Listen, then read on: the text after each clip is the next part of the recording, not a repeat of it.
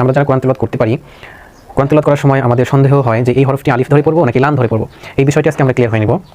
29টি হরফের মধ্যে আলিফ একটি হরফ। এই আলিফ দেখতে দুই রকম হয়, একরকম কলমের মতো দেখতে, আরেক রকম হচ্ছে নিচের দিকটা ডান দিকে টান থাকে। প্রথমে ডান এবং বামটা ক্লিয়ার করে নেই।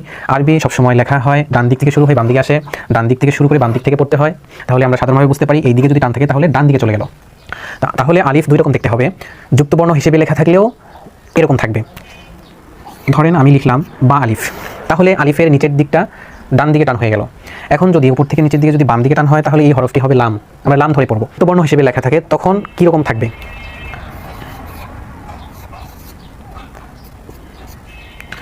এটা একটা শব্দ, মাঝখানের যে হরফটা আছে এই হরফটাকে আমরা অনেক সময় যারা কোরআন তেলাওয়াত করতে পারি মনে করতে পারি যে এই হরফটা আলিফ, সন্দেহ হয়ে থাকে। তাহলে আমরা মনে করব এই হরফটা হচ্ছে লাম। দুই দিকেই যদি টান থাকে তাহলে মনে করতে হবে এই হরফটির নাম হচ্ছে লাম। বাম দিকে টান থাকলে এবং দুই দিকে টান থাকলে হবে লাম, আর শুধু যদি ডান দিকে টান থাকে এবং কলমের মতো যদি দেখতে হয় তাহলে এই হরফটির নাম হচ্ছে আলিফ।